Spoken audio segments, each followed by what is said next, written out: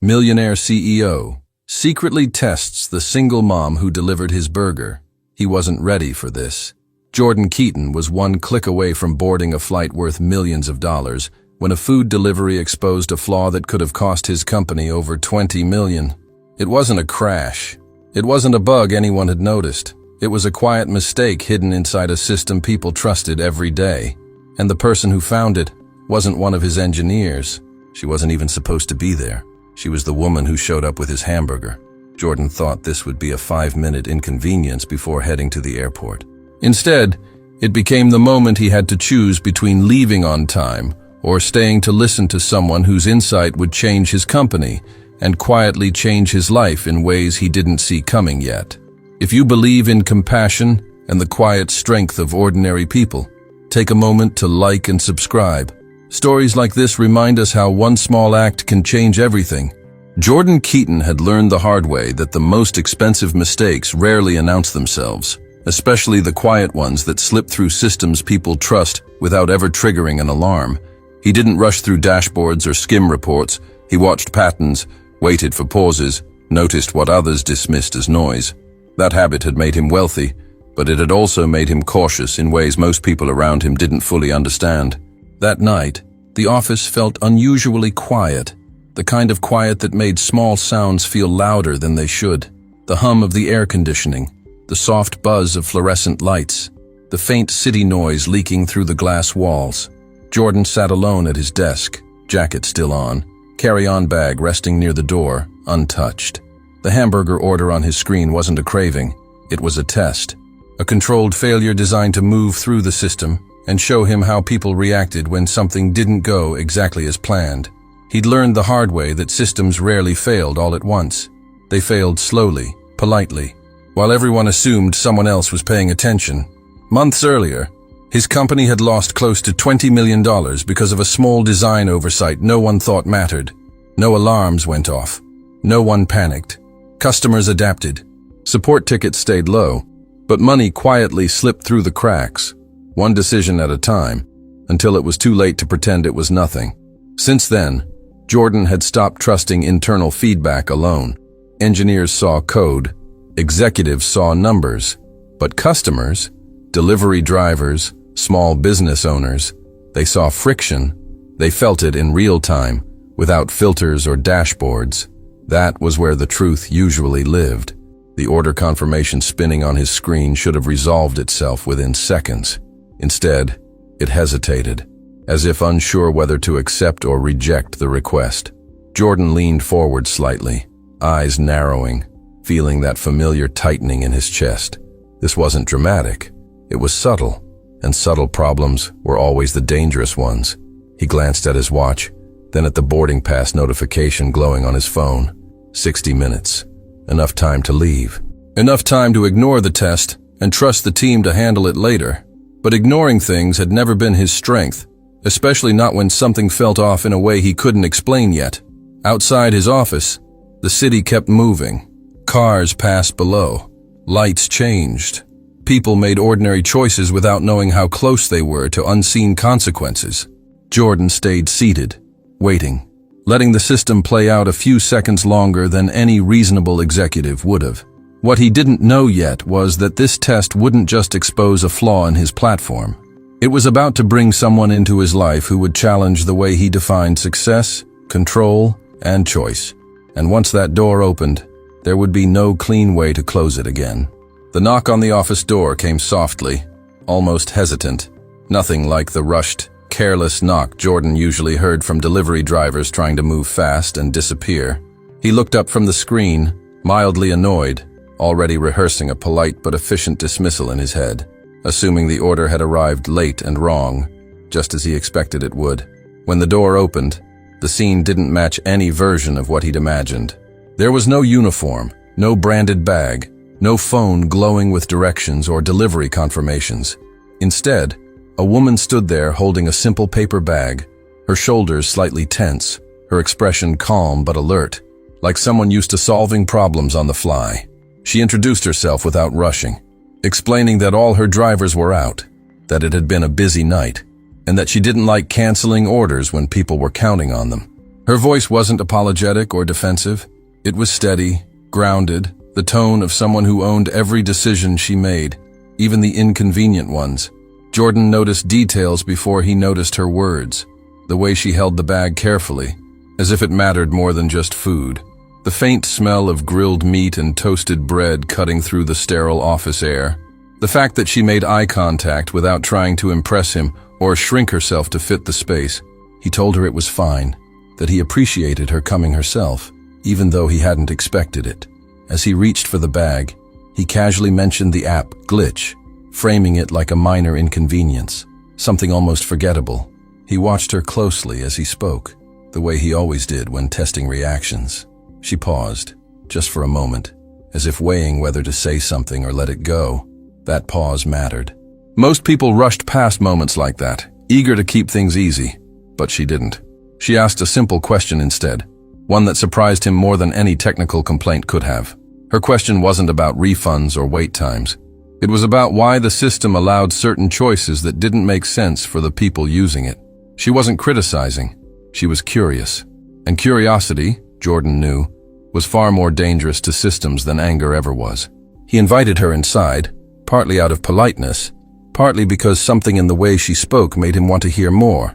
She stepped in without hesitation, setting the bag down gently on the edge of his desk, as if acknowledging both the food and the space it now occupied.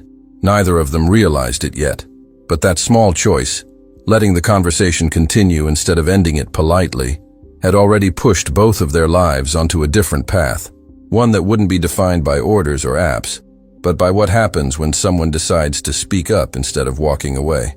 As Lena stood inside the office, the weight of the day finally caught up to her in a quiet, heavy way.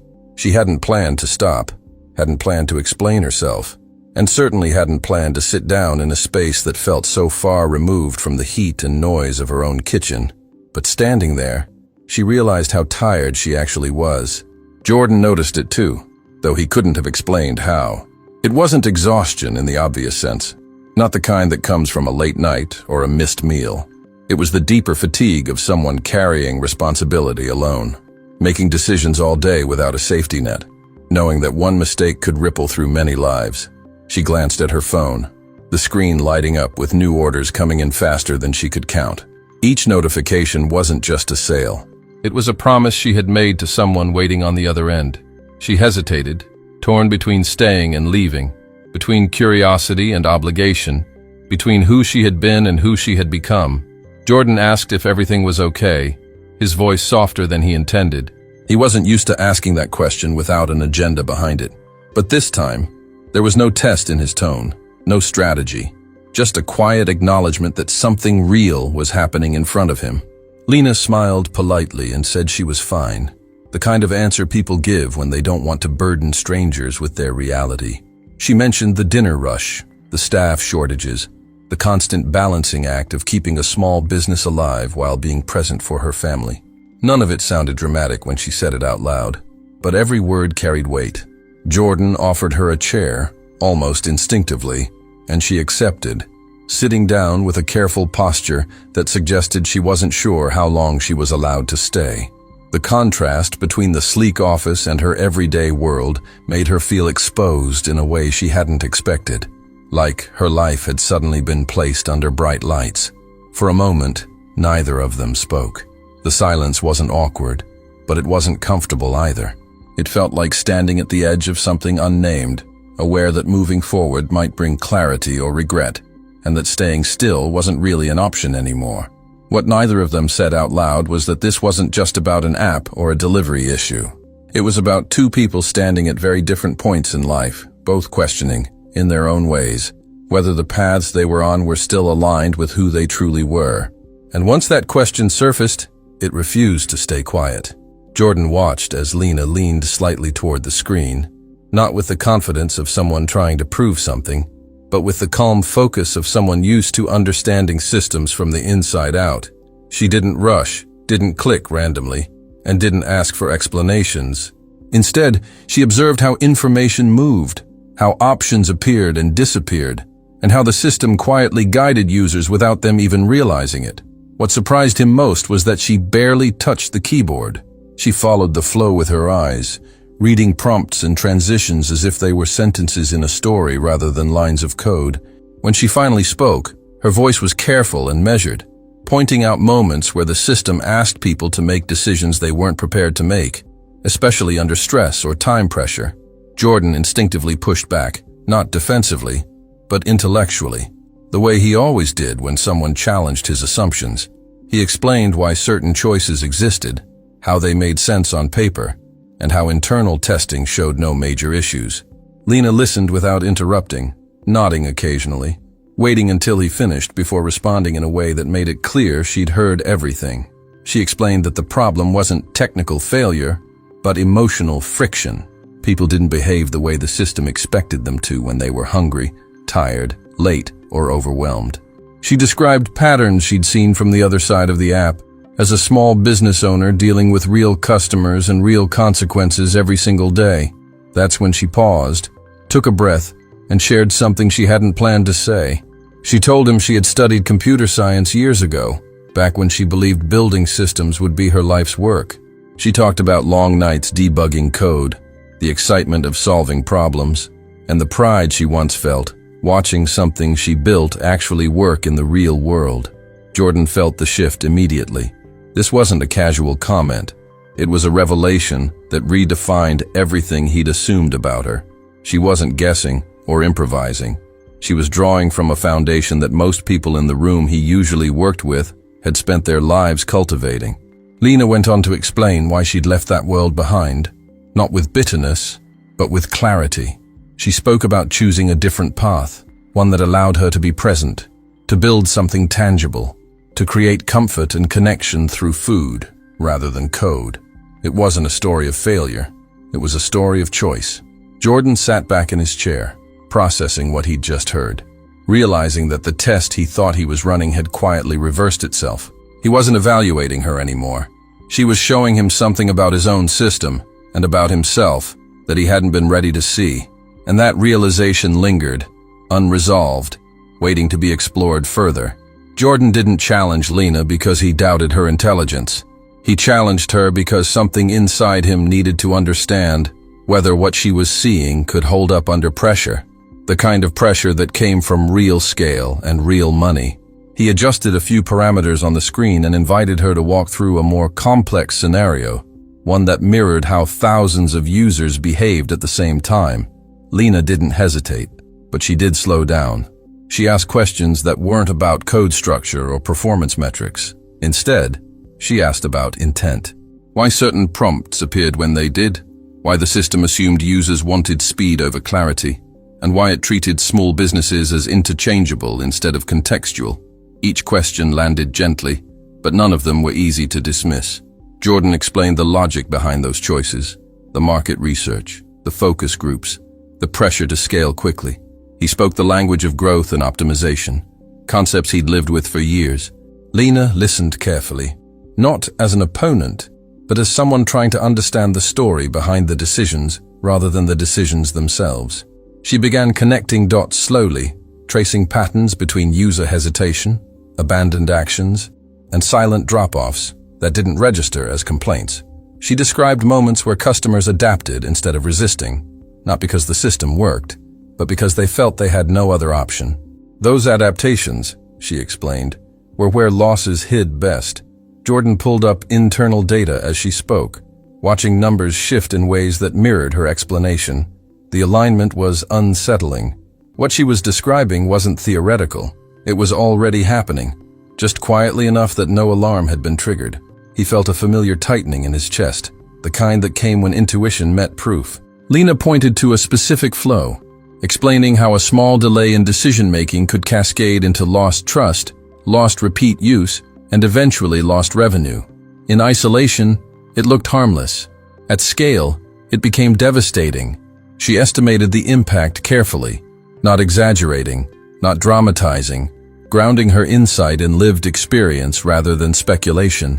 When Jordan ran the projections, the number stared back at him without mercy. Nearly $20 million in potential losses over a year, all from a flaw that no one inside the company had flagged as critical. The room felt smaller suddenly, the stakes clearer, the the distance between his world and hers collapsing fast. Jordan looked at Lena with a mixture of respect and disbelief, realizing that this wasn't a battle to win or an argument to dominate. This was a moment asking something else of him entirely, and the question hanging between them wasn't whether she was right, but what he was willing to do now that he knew she was. Jordan sat in silence for a few seconds longer than necessary, not because he didn't know what to say, but because what he felt didn't fit into any of the scripts he'd learned to rely on. The data on the screen was clear, undeniable, and deeply uncomfortable. For the first time in a long while, he wasn't thinking about quarterly reports or board expectations. He was thinking about the person sitting across from him. He finally spoke, carefully, offering compensation for what she had just given him. He framed it professionally, respectfully, explaining how valuable her insight was and how easily it could translate into consulting fees, contracts, or immediate financial relief. It wasn't manipulation. It was the language he knew best when gratitude needed structure. Lena listened without interrupting, her expression steady but guarded. She didn't look tempted, and she didn't look offended either. When she responded, her voice carried no judgment, only clarity. She explained that money wasn't the issue, and it never had been. What mattered was what accepting it would mean for her life and the choices she had already made. She talked about the years she spent redefining success for herself, learning how to measure value in moments instead of milestones. She spoke about mornings opening the restaurant before sunrise, evenings closing after everyone else had gone home, and the quiet pride of building something that fed people, literally and emotionally. Going back, even temporarily, felt like undoing that work. Jordan felt something shift inside him, something deeper than disappointment. He realized that this wasn't rejection of him or his offer. It was protection of something fragile and hard-earned. Lena wasn't running from her past. She was standing firmly in the present she'd chosen, even if it meant walking away from opportunities others would fight for. She checked her phone again. The screen filled with notifications she hadn't yet opened. Orders were stacking up. Customers were waiting. Staff needed guidance. Her world was pulling her back with urgency that couldn't be ignored, no matter how extraordinary this moment felt. She stood up slowly, signaling the conversation's natural end. Jordan offered to walk her out, but she declined politely, thanking him for listening and for respecting her time. As she picked up the paper bag she'd brought in, the simplicity of the gesture contrasted sharply with the magnitude of what had just happened. She hadn't taken anything from him, but she had left something behind. As the door closed behind her, Jordan remained seated, staring at the screen without really seeing it. The solution was there, saved and verified, but it felt incomplete. The real loss, he realized, wasn't the money his company might save. It was the sense that he had just crossed paths with someone who mattered, and let them walk away, and that feeling refused to settle. In the days that followed, Jordan found himself thinking about Lena more often than he expected, not in a dramatic or romantic way, but in the quiet spaces between meetings, during late-night emails, and in the pauses where his mind usually reset to numbers and strategy. Her words lingered because they hadn't been persuasive. They had been honest, and honesty had a way of staying with him. He ordered from her restaurant again, telling himself it was practical, a way to support a small business he now respected. The delivery arrived on time, carefully packed, just as before. But it wasn't her. It was one of her employees, polite and efficient, with no curiosity about the system, no questions about intent. Jordan thanked him, but the absence felt louder than the presence. A few days later, Jordan went to the restaurant himself, stepping into a space that felt alive in a way his office never did. The air was warm, filled with conversation and the sound of cooking. Lena spotted him immediately and offered a polite smile. Nothing more. She was busy, focused, and clearly uninterested in revisiting the conversation they'd left unfinished. He tried again later, sending a message through the business account, keeping it respectful, non-invasive, careful not to sound like an offer or a proposal. Her response was brief but kind, thanking him for his support and explaining that she didn't want to discuss work outside her restaurant. The boundary was clear, and Jordan didn't push it. Time passed, and the city shifted into festival season, bringing with it a weekend-long celebration of local food businesses. Food trucks lined the streets, music filled the air, and crowds moved slowly from one stand to the next.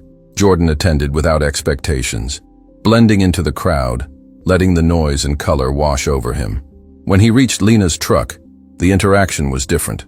She wasn't rushed, and neither was he. He asked if she'd be willing to grab a coffee sometime, making it clear that there were no hidden agendas. She studied him for a moment, weighing his words, then agreed under one condition: no talk about programming, no offers, just conversation.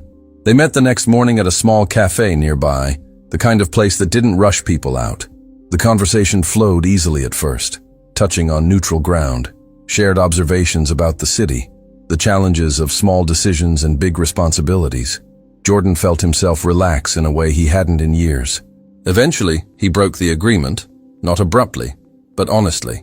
He told her he needed her, not as an employee, but as someone who understood both worlds. Lena didn't let him finish. She declined immediately, her voice calm but firm, protecting herself from being pulled back into a life she had worked hard to leave. What neither of them said